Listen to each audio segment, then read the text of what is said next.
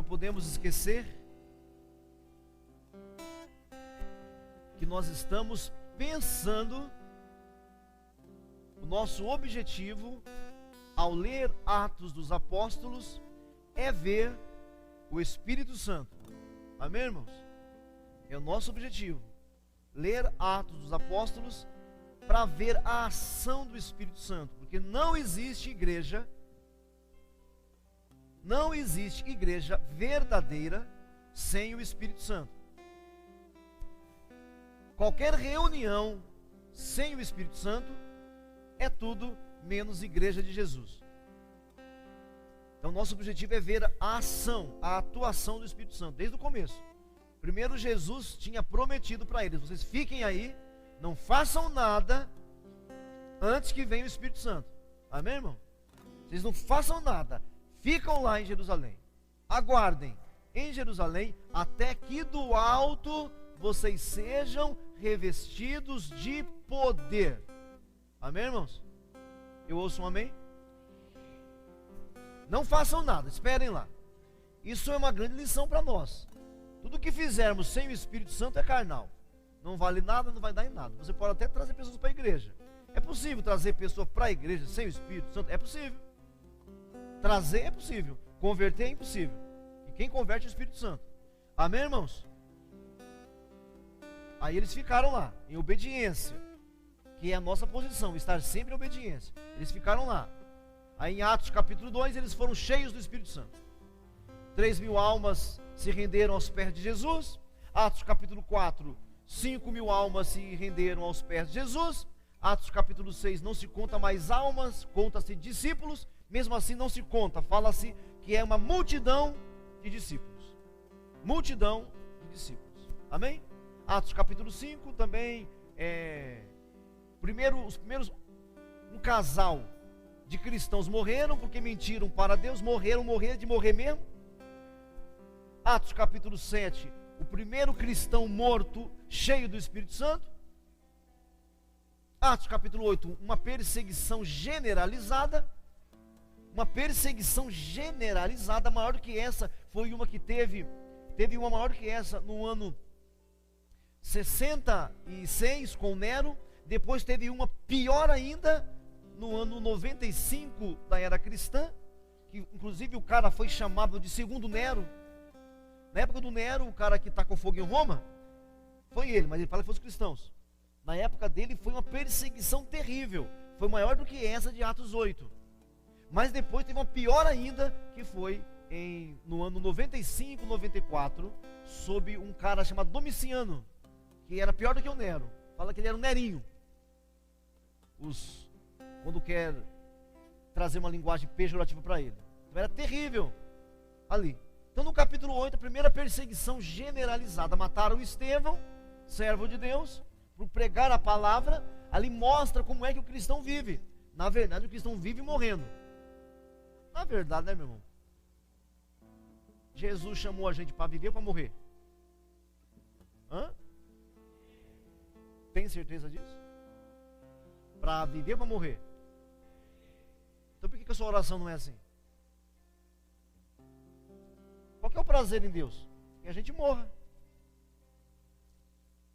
Você nunca leu isso na Bíblia? Salmo 115. Deus tem prazer na morte dos seus? Seus santos.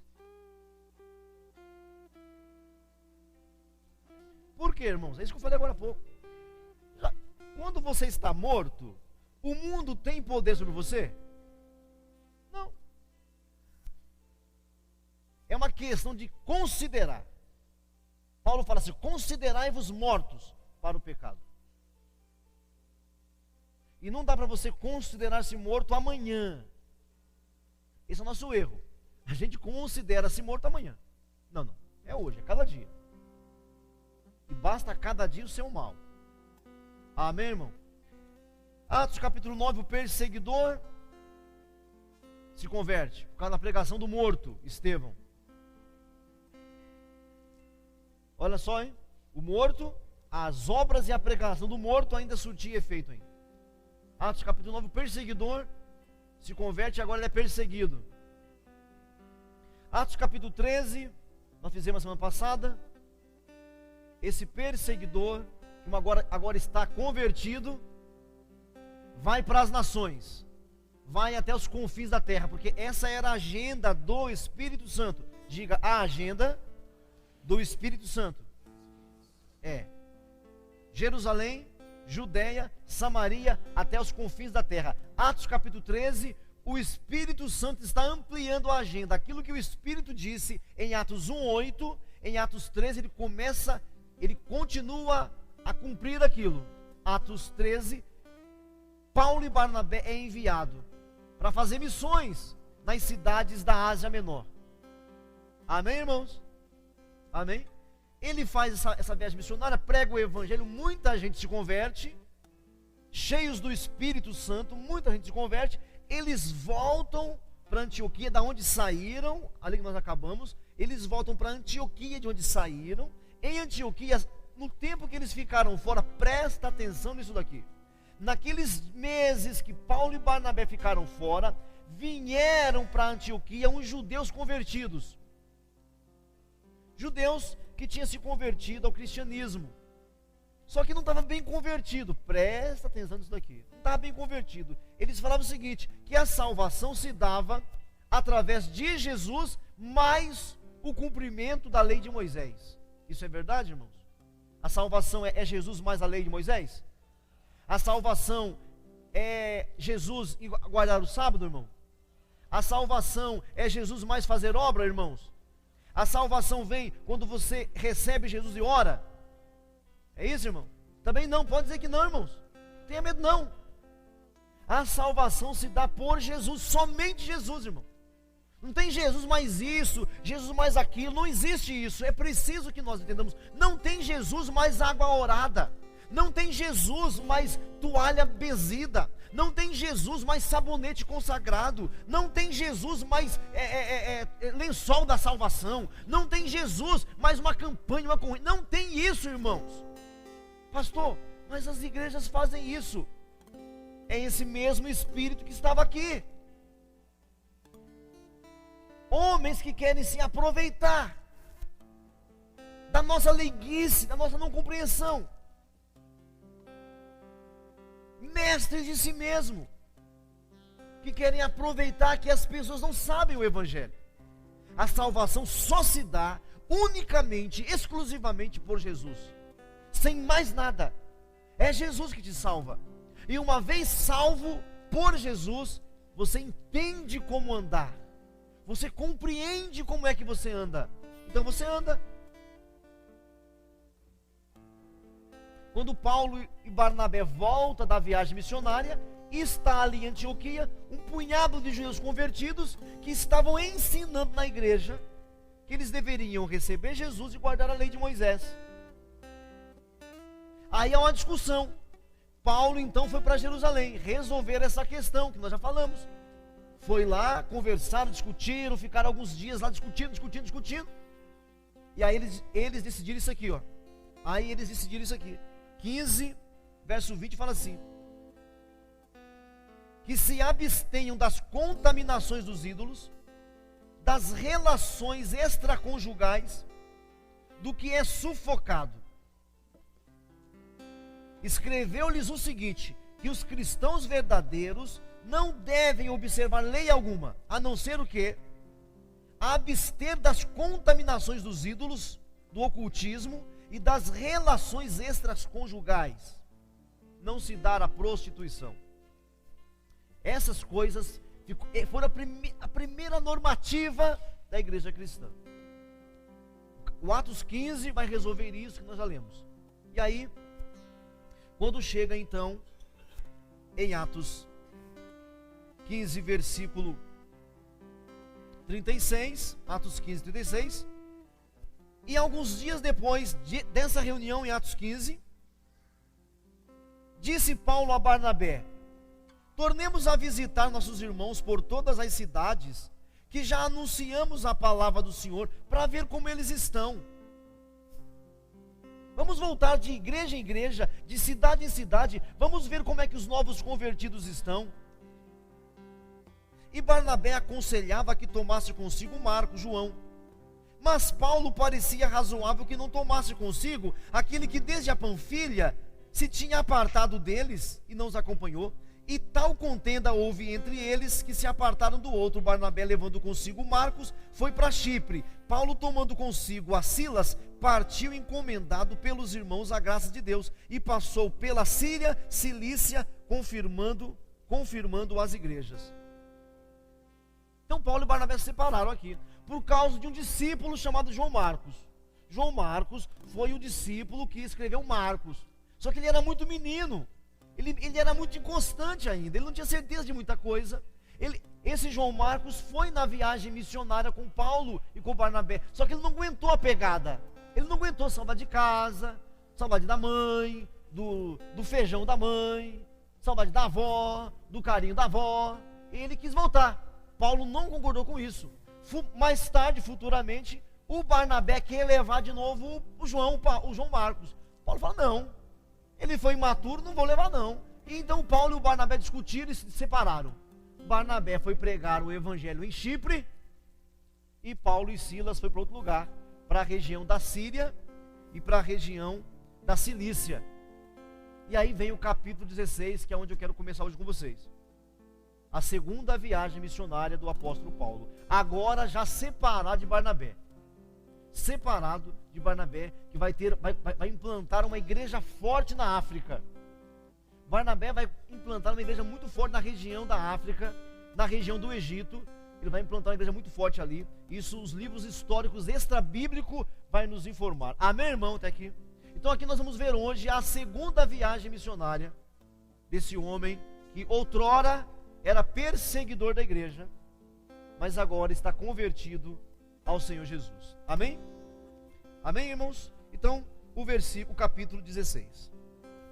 O capítulo 16, a segunda viagem missionária. Eu vou ler 5 versículos e vamos comentar. E Paulo chegou em Listra e Derbe e Listra, cidade que ele já tinha ido. E eis que estava ali um certo discípulo por nome Timóteo. Diga Timóteo. Timóteo é aquele rapaz que Paulo vai escrever uma carta mais tarde. Quando Paulo escreve para Timóteo, primeira carta de Timóteo, segunda carta de Timóteo, o Paulo escreve para Timóteo, para ensinar o Timóteo como pastorear a igreja que ele está locado.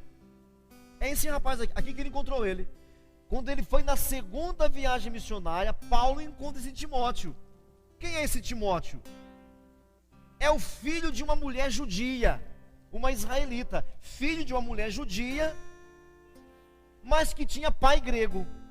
Esse Timóteo tinha mãe judia, portanto ele conhecia a lei, mas o pai dele era grego, do qual dava bom testemunho os irmãos que estavam em Listra e em Icônio. As pessoas falavam bem dele e dos pais dele. Falavam muito bem. Paulo quis que ele fosse com ele. Paulo reivindicou, vamos com a gente, vamos pregar o evangelho, vamos com a gente. Nós sabemos que esse Timóteo, lá no livro de Timóteo, a gente vai aprender, Paulo falando lá no final da primeira epístola, Paulo vai falar assim: Timóteo, eu sei que você sabe as sagradas letras essas que é capaz de salvar. Esse Timóteo, ele tinha conhecimento da escritura. E nós entendemos que ele se converteu mesmo, quem discipulou ele foi Paulo, mas ele se converteu aos pés da mãe dele mesmo, que era convertida. A mãe dele era uma crente convertida, olha lá, filho de uma judia que era crente, e de um pai grego. Então entendemos que o Timóteo foi evangelizado pela própria mãe, e que o Paulo discipulou. Então Paulo quis que ele fosse com ele, tomando-o, o circuncidou, por causa dos judeus, para que não tivesse resistência, que estavam naqueles lugares, porque todos sabiam que seu pai era grego. E quando iam passando pelas cidades, lhes entregavam para serem observados os decretos que se haviam sido estabelecidos pelos apóstolos e anciãos em Jerusalém. Amém, irmãos? O que é isso aqui? Paulo ia passando pelas igrejas, ele ia trazendo aquela carta que nós vimos na semana passada e um pouquinho agora. Ele trazia aquela carta para dizer para o povo ali que eles não tinham que observar lei nenhuma. Lei de cerimonial, guardar sábado, lavagens que eles faziam no corpo, roupas que eles deviam vestir, comidas que eles não poderiam comer, ou comidas que eles deveriam comer. Nada disso eles deviam observar. Então Paulo agora está indo de igreja em igreja, levando a carta, o documento, vindo dos apóstolos. O Paulo está em submissão aos apóstolos de Jerusalém. Então ele traz aquele decreto, aqueles documentos ali, observados. Agora escute o versículo 5, que já fazia tempo que não aparecia. Olha o versículo 5. De sorte que as igrejas eram confirmadas na fé, e cada dia crescia em número. Amém, irmãos? Esse crescia em número, se você se lembrar, parou em Atos capítulo 6. Falou mais uma vez em Atos 8, quando Samaria explodiu de crescimento, mas não apareceu mais. Aqui vai aparecer de novo, que o Paulo ia de igreja em igreja, consolando, confortando, consolidando as igrejas, trazendo as leis que os apóstolos disseram, e o texto fala assim: e a cada dia crescia em número. Então esses 5 primeiros versículos é introdutório, mostra para nós que Paulo está indo de cidade em cidade, está levando os documentos da resolução que eles tiveram ali, e está nos informando que a igreja está crescendo. Amém, irmãos? A igreja está crescendo. Aqui vai haver um tempo de paz, sabia? Aqui vai ter um tempo de paz. Eles vão crescer muito aqui agora. E agora, do versículo 6 ao versículo 12, nós vamos ver a marca do Espírito Santo. Por que está crescendo? Olha só, do versículo 6 a seguir. E passando Paulo pela Frígia e pela província da Galácia, foram impedidos pelo Espírito Santo de anunciar a palavra na Ásia. Foram impedidos por quem, irmãos? Pelo Espírito Santo, de anunciar a palavra na Ásia, porque já tinha ido lá, irmãos. Chega de visitar a igreja agora. Quando chegaram a Mísia, tentaram ir para a Bitínia, mas de novo o Espírito não lhe permitiu. Não lhe permitiu. E tendo passado por Mísia, desceram a Troade. E Paulo teve de noite uma visão, que se apresentou diante dele um homem macedônio, e lhe rogou dizendo: passa a Macedônia e ajuda-nos. E logo depois dessa visão, procuramos partir para a Macedônia, concluindo que o Senhor nos chamava para lhes anunciarmos o Evangelho. E navegando de Troade, fomos correndo em caminho direito para Samotrácia, e no dia seguinte para Neápolis, e dali para Filipos, que é a primeira cidade desta parte da Macedônia, e é uma colônia. E estivemos alguns dias nesta cidade. Bom, eu denominei esses poucos versículos daqui em sendo guiado pelo Espírito Santo. Eu dei um título para essa porção de versículo. Presta atenção. Segunda viagem missionária do Paulo. O alvo dele é ir de novo nas igrejas implantadas. Ele foi em algumas. Ele está visitando.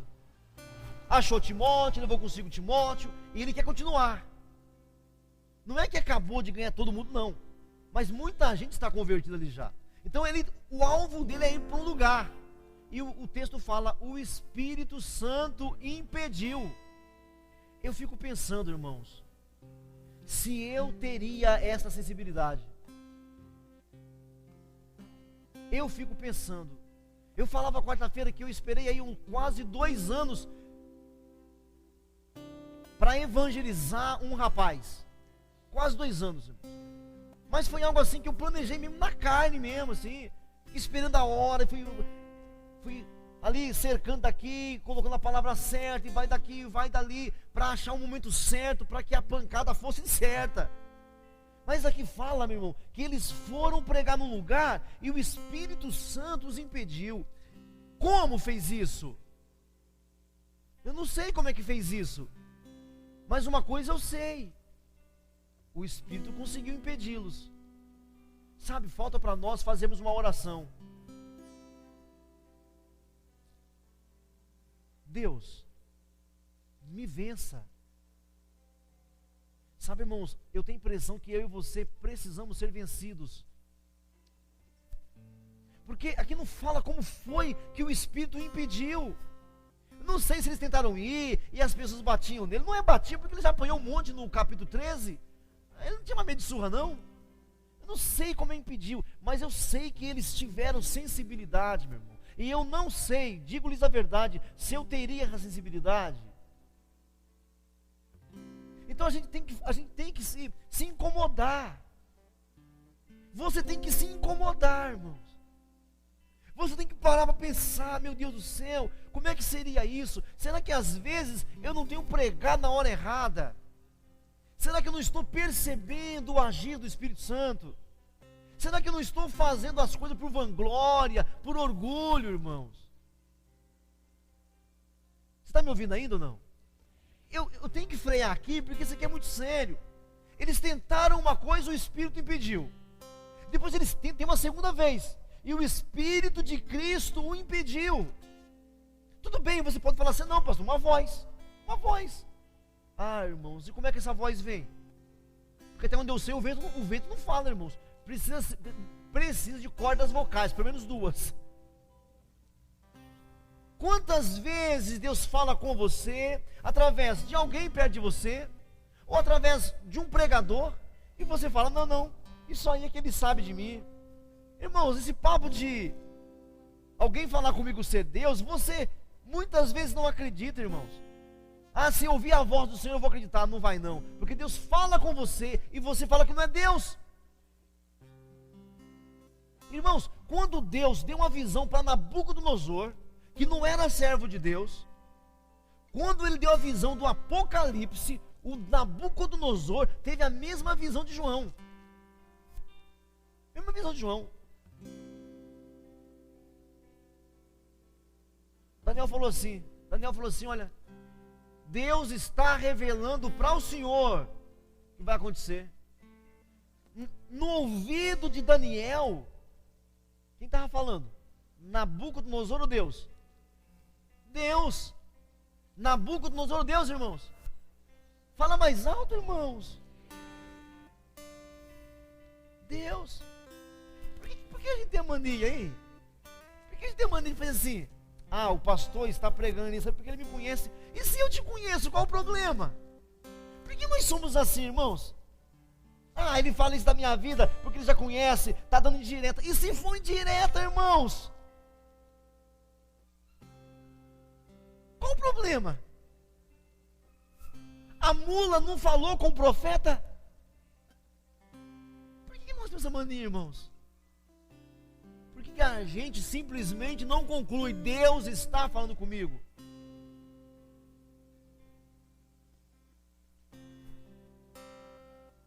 Sendo guiado pelo Espírito Santo, irmãos. Tentou pregar o Evangelho, irmãos. Pregar o Evangelho aqui, não. Aí tentaram aqui, não.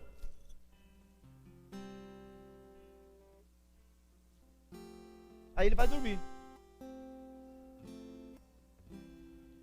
Aí ele não vai se apavorar, não, ele foi dormir. Aí de noite ele teve uma visão. Um varão macedônio. Nessa época, hoje não se fala mais em Macedônia, porque a Roma dominou tudo. Mas o que é um varão macedônico?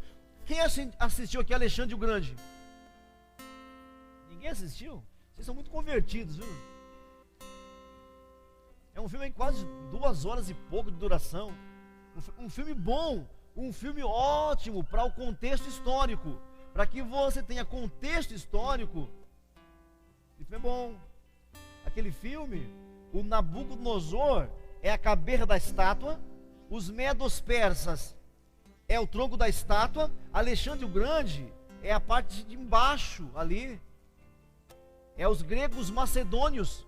Então assim, se você quer saber como é que um macedônio vivia, assiste Alexandre o Grande. Então Paulo viu assim, era moda. Mais tarde que Roma dominou tudo, mas nesse tempo não.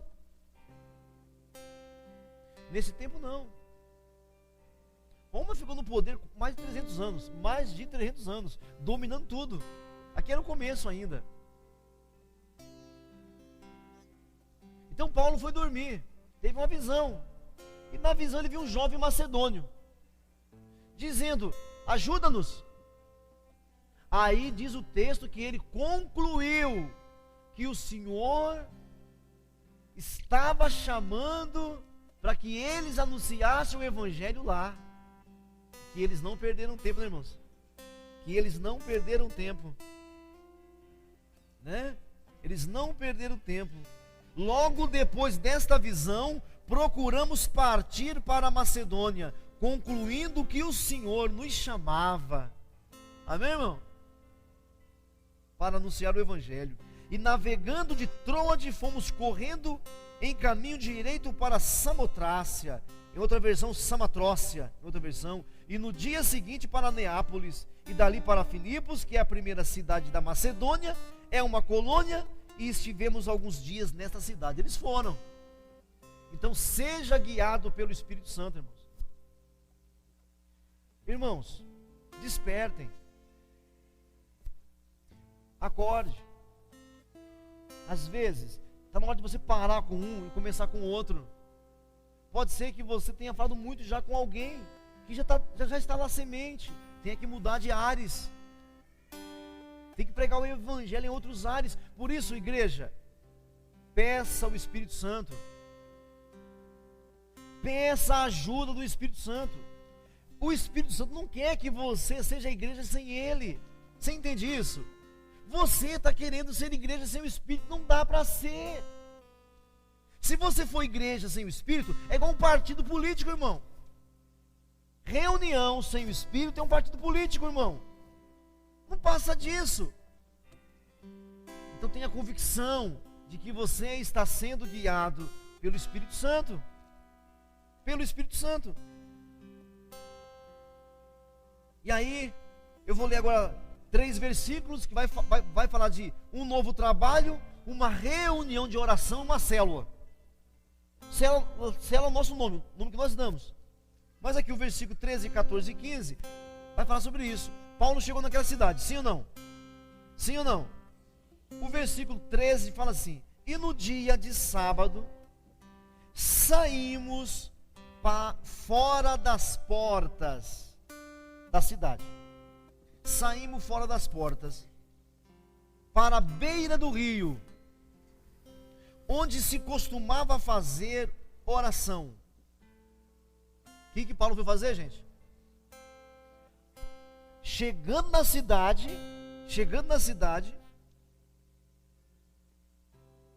tentou para cá, tentou para lá, teve uma visão, seguiu a visão, foi, pegou a embarcação, navegou, chegou lá. Assim que chega na cidade, no dia de sábado, saímos fora das portas para a beira do rio, onde se costumava fazer oração. Paulo foi orar, irmãos. Olha só que tremendo.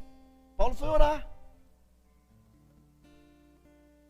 Que é o que falta para nós, né, irmãos? Só oramos na igreja. Foi orar. Assentando-nos, falamos às mulheres que ali se ajuntaram. Fomos orar, oramos, assentando-nos, falamos às mulheres que ali se ajuntaram. E uma certa mulher, chamada Lídia, empresária autônoma, vendedora de púrpura, da cidade de Tiatira, uma das cidades mais ricas da Macedônia, ou da Ásia Menor, que é divisa ali, da cidade de Tiatira, e que servia a Deus, marca isso aqui, servia a Deus, nos ouvia, e o Senhor abriu o coração dela. Ela já servia a Deus, mas parece que ela não era convertida. Ela era uma temente, igual Cornélio do capítulo 10 e o capítulo 11, lembram-se? Ela servia a Deus, mas não era convertida. E o texto fala assim: servia a Deus e nos ouvia, e o Senhor lhe abriu o coração para que estivesse atenta ao que Paulo dizia. E depois disso foi batizada, ela e a sua casa. E nos rogou dizendo: se haveis julgado que eu seja fiel ao Senhor, se vocês acham que eu sou fiel ao Senhor, entrai em minha casa e ficai ali. E nos constrangeu a isso. O que nós aprendemos daqui, irmãos? Como se implanta uma igreja? Como se planta uma igreja? Primeiro, tem uma visão. Tem uma visão de Deus. Tem uma visão de Deus. Deus estava me chamando para aquele lugar. Tendo a visão, vai orar. Vai orar. Chegando ali, o Paulo procurou um lugar para oração. Porque aonde tem oração, tem gente temente. Mesmo entre os não cristãos. Tem um que tem reza aí, tem gente temente. Tem um lugar aí que tem aí um alcoólicos anônimos, tem gente temente, ninguém quer se consertar. Tem algum lugar aí onde se doa a cesta básica, ali deve ter gente boa. Tem algum lugar aí onde se socorre os fracos? Visão e oração. E depois da oração, Paulo está pregando. Não se implanta uma igreja sem pregação do evangelho. Porque Deus sempre vai abrir corações, irmãos. Você viu o que eu falei? Sempre que você pregar o evangelho, Deus vai abrir corações. Porque é o evangelho que abre os corações, irmãos. É o evangelho que é o martelo que quebra a pedra, esmiuça a pedra. Sempre que você prega o evangelho, corações são abertos. Quando é que o evangelho não funciona mesmo, irmãos? Quando é que o evangelho não funciona mesmo? Quando não é pregado. Aprendemos isso em Apocalipse. Quando não é pregado. Ele não funciona se você não pregar. Então aqui, uma visão. Obedeça a visão. Oração. Oração. Sensibilidade. Quando ela fala assim: olha, se vocês me acham fiel, eu rogo-vos que vocês entrem na minha casa. Sensibilidade. E diz o texto aqui: a Lídia e a sua casa foram alcançadas naquele dia, e foram já batizados. E todos os estudiosos concordam que a igreja de Filipos nasceu aqui. O que é Filipos? O que é Filipos, gente? Nós temos Romanos, nós temos Coríntios, nós temos o que depois? Gálatas, depois? O que? Efésios, depois? Filipenses. Carta de Paulo aos Romanos, cartas de Paulo aos Coríntios, carta de Paulo aos Gálatas, carta de Paulo aos Efésios, carta de Paulo aos. Quando Paulo escreve aos Filipenses, ele escreve para uma igreja. Essa igreja nasceu aqui. Quem está me entendendo? Foi o Espírito que abriu aquela igreja, não foi? Por isso que o Espírito impediu que eles pregassem na Bitínia, na Mísia. E não acabou a obra ainda, nós veremos mais tarde. Nós veremos mais. A obra não acabou ainda não, irmãos. A obra continua. Aqui nasceu uma grande igreja. Sabe qual é o tema da carta de Filipenses? Sabe qual é o tema da carta aos Filipenses? Alegria. Alegrai-vos no Senhor. Outra vez eu digo-vos, alegrai-vos. É na carta aos Filipenses que Paulo fala assim: olha, eu estou preso, mas o evangelho não está preso. É na carta de Paulo, é na carta de Filipenses que Paulo fala assim: olha, eu já preguei para os guardas que me prenderam.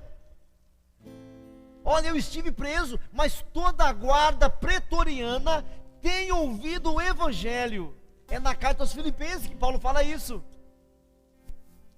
É na carta aos Filipenses que o Espírito Santo fala: posso todas as coisas naquele que me fortalece. Hein, irmãos? Posso todas as coisas naquele que me fortalece.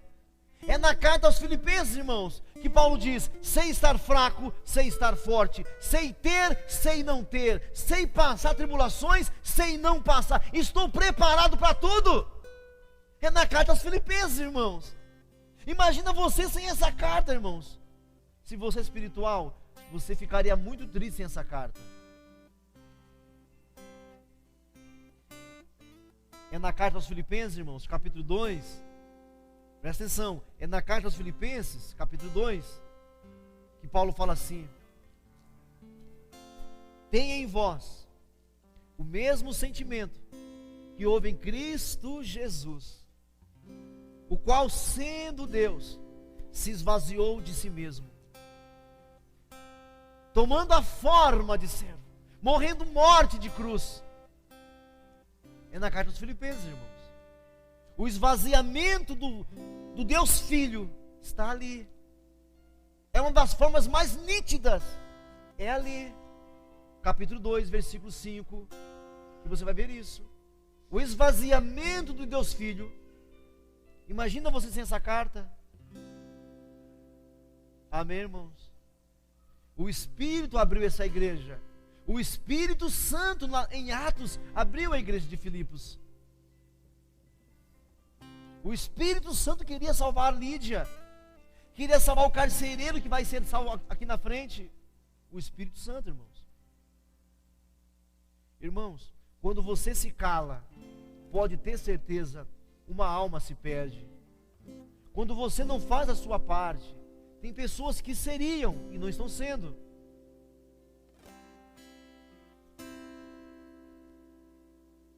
Quem está me ouvindo? Eu gostaria muito que a igreja entendesse a urgência de se pregar o Evangelho, de se dizer para o Espírito Santo: eis-me aqui, Espírito Santo, pode me enviar que eu vou. Se tiver que sacrificar na carne, eu sacrifico. Se tiver que cortar na própria carne, eu corto. Mas que eu serei enviado, eu serei. Não confunda, irmãos, isso que eu estou aqui pregando com as igrejas que tem por aí, nem com a nossa igreja também. Não confunda, irmãos. É muito mais sério. É muito mais profundo. Quantos de nós aqui vamos sangrar pelo Evangelho? Quantos de nós aqui vamos dizer: eis-me aqui, Espírito Santo? Eu quero ser sensível à sua voz. Eu quero ser sensível ao teu chamado. Eis-me aqui, Espírito Santo. Quantos de nós, irmãos, vamos de verdade dizer: eis-me aqui? Se coloque de pé.